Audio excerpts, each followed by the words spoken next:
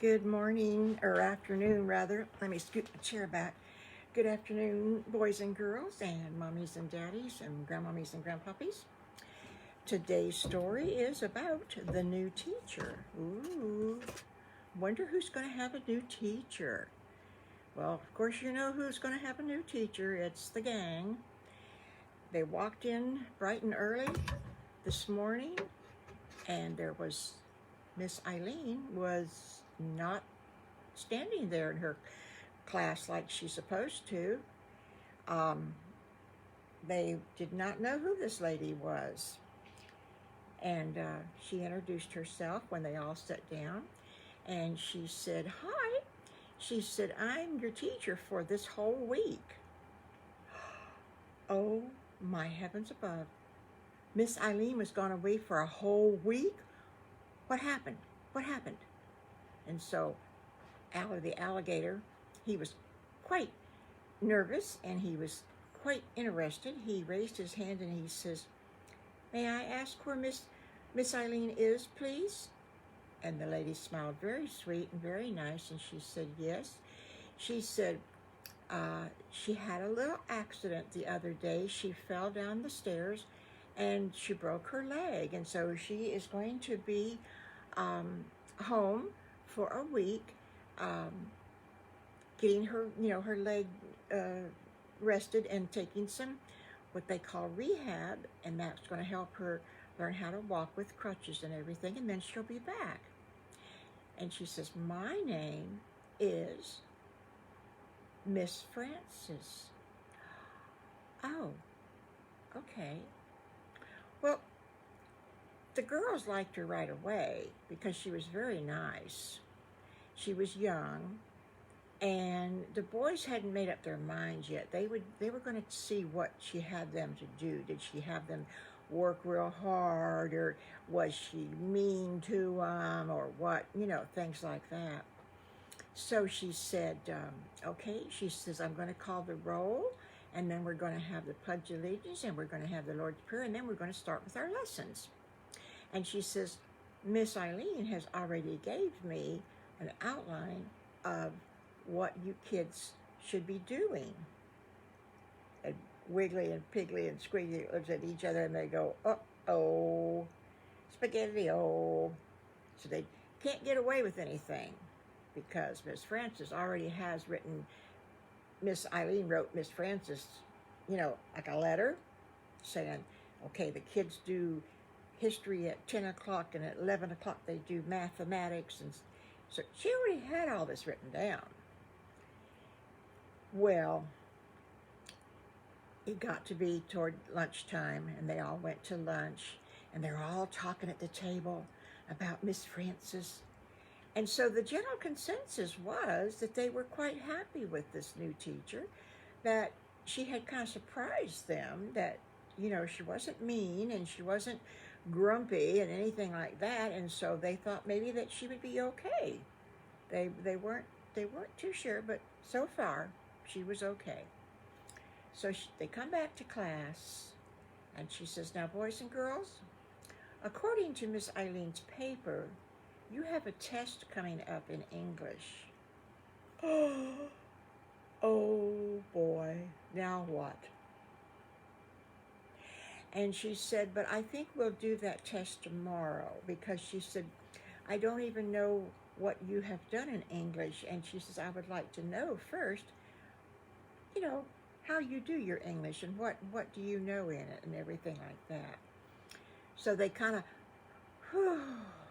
breathed a sigh of relief, and they went over their English lessons. And believe it or not, Miss Francis told them an easy way to learn verbs and to know what to do and what to say and how to use a verb. Well, they hadn't heard that yet. Miss Eileen hadn't gotten that far. So she says, "Now, tomorrow we're going to have a test." And she says, "I don't know if I'm going to follow Miss Eileen's test or if I'm going to make up my own." She says, "It might be half and half." Well, they thought that was pretty good. And she says, "Now you study pages 42 to 47. And that's going to be your test on those pages. Wow. Miss Eileen never told them what pages to study for. Sometimes they read the whole chapter. Wow. Maybe this teacher was pretty nice after all. Well, that was something to think about, wasn't it? Well, the bell rang, and off they go. And as they're walking down the hall, Piggly and Wiggly, they were talking, and Squiggly says, well, what do you think? What do you think, guys? And Allie the alligator says, well, I kind of liked her. I thought she was real nice, and she's pretty, too. And Squiggly said, yeah, she sure is pretty. And Wiggly says, well, I think she's kind of nice. I mean, she told us what pages to study. And he says, Miss Eileen doesn't very often do that. So that was a pretty good idea, I think. And Wiggly says, yeah, but then we have to have that test tomorrow. And Squiggly says, you would have had it with Miss Eileen being here. So be quiet. Let's just take the test and we'll study tonight. So they went home. They played for about an hour. And for supper time, Mama says, what kind of homework do you have? Because you played outside this afternoon. And the boys said, we're just going to read some pages in our English book. And that's all we have to do. We have to read pages 42 up to number 47. That's 5 pages. Oh, she says, okay. She said, I want you to, when you finish supper, we'll clear the table, and while I'm washing dishes, you can sit here at the table and you can read, and then I'll ask you some questions. Uh-oh. Now Mommy's into it too. She's going to ask us questions too, thought Wiggly. And Squiggly's going, and Squiggly's starting to laugh, and he says, oh, that'll be okay. She won't ask us hard questions. Mommy Piggy kind of heard that. She was turned toward the sink, but she could hear that, And she's just smiling to herself. She knows what happened because Miss Eileen called all the mamas in the class and told them that she was going to be absent for a week, and told them that she had broken her leg and that a very nice lady named Miss Frances was going to be the substitute teacher. So they already knew this. Yeah, they did. They already knew this. But they didn't tell any of the kids, So she asked them the questions. And another thing that Miss Frances told the mamas, she said, I'm going to have a very easy test. And she said, in fact, she says, I will email you ladies the questions on the test. I will email them to you this afternoon. And then she says, tonight you can go over it with your children. Now that was nice. That was very nice of her. So Mommy asked the questions that Miss Frances had sent them. And the boys, they answered all the questions good because they had just got through reading about it and they had already learned about them. And so Mommy Piggy was quite confident that they would be able to pass their test tomorrow. With that, I think that we might want to switch over to Mr. Farmer Brown's house. And of course, Mrs. Farmer Brown had gotten the same message, and so had Alice Alligator. She had gotten the same message. So all the mamas were asking the children the questions. Well, Little Bad Wolf answered his questions, and so Mrs. Farmer Brown says, okay, and Little Bad Wolf, she says, you get to bed now and get a good night's sleep. And so he did. He went upstairs and got ready for bed, and he came back down and he says, good night. And so she says, good night. And so after that, Mr. Farmer Brown says, I think we need to have a little talk. And she says, is there something wrong? And he says, no. he said, the boys are beginning to ask me, you know, I've got them helping me with my new project, and they're beginning to ask me questions about what this project is and what we're building, and I didn't really want to tell anybody yet. And Mrs. Farmer Brown started laughing, and she says, well, I think, she says, that you either don't have the boys working with you, or you tell them something, and you better tell them the truth. He says, well, what I was doing, he said, and this is just between you and me now, sweetheart, honey, you're not going to tell anybody. And she crossed her fingers under the table, and she says, I won't tell anybody. Well, he said, I thought that, you know, the farm on our fence side that was for sale? She says, don't you tell me that you bought that property. And he says, well, yes, I did. And he says, I tore down the house before the boys started even working with me. And he says, what I'm building there, he says, is a great, big, huge building. And he says, I'm dividing it into 2 rooms, and that they're going to be all on a row. It's like a hotel. It's going to be looking like a hotel. And he says, and plenty of bathrooms. And he says, there's going to be a great big huge kitchen in there with a lot of tables and chairs. And she says, what are you doing this for? Are we going to have a hotel? And he says, no. He says, I'm building this for anytime we have a hurricane or a tornado and we have to leave our house.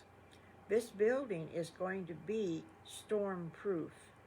He says, because I've already got all the instructions to build it where it will ever fall down, it'll never flood, everything. He says, and so when we have a bad hurricane, he says, I want all the people in the forest, in the woods, to come and stay in our hotel. He says, I don't know what else to call it either. And she goes, oh. She says, honey, dearest, she says, you're such a sweet, wonderful man to do something like that for this community. And he says, well, he says, you know, there's nobody else that has the time or the money or the property. He said, we're the only ones. He says, we're retired now. We don't have to go to work. And he said, so what better could I do for people? He said, that's what I wanted to do. Oh, my gracious. Isn't that something? He is building this great big place on his property, on his new property, and there'll be plenty of parking spots for the cars. He's going to build a great big garage where nothing's going to fall on the cars. Nothing can pick up the car like the wind and carry it off someplace else. Oh my goodness gracious. So she says, well, what about furniture in these rooms? Aren't they going to have a bed and some, maybe a table or something? He said, yes. He said, I've already got some furniture. And she looks at him and she says, where'd you get the furniture? And he says, well, he said, well, if I go past a garage sale, he says, I stop and I see what they have for sale. And he says, I've been buying a little bit here and there. She says, where are you hiding it? And he says, well, the first thing I built on that new piece of property was a shed to put stuff in. And she laughed and she said, well, now, that explains a lot of different things then. So she said, what are you going to tell the boys? And he says, well, the only thing I can think to tell them right now is, yeah, we're going to call it a hotel. He says, who knows? He says, we may never use it for a hurricane. We may never have a tornado. But he says, there might be something that might happen. And he says, if there is, he says, it'll be there then. And she smiled and she said, well, that's a very good idea. So, boys and girls, mommies and daddies, and grandmommies and grandpuppies, that is all for this time. It was kind of a strange story, but that's just kind of like what comes out of GrandMommy's mouth every once in a while. I don't plan these stories. I guess maybe I should. But every time I've tried to plan a story or have written down an outline or something, it never comes out like what I had planned. So I just gave up on that idea. It wasn't working. And just open my mouth and run with it. It's much more fun. It may not be fun for y'all, but it's fun for me. Please do hit the like button, hit the comment button and say hi or say whatever you want to say. And do share, please. And don't forget, apparently I'm the only one that does something crazy like this alive for kids. I don't know how much it is for kids. I think I got more adult readers than I do kids, but whatever. I keep seeing people down here putting all their little bubbles up. That makes me happy. So with that, I will see you, today's Wednesday, I will see you Friday. Boy, this week has gone by quick, hasn't it? Okay, well, let me take, I got a whole bunch of people watching. My goodness gracious. All right. I think that must be, it says Penny, but I bet you that Caden and Zach are with you, perhaps? And hi, Eileen, and hi, Miss Joy. Thank you for watching. So, bye-bye this time.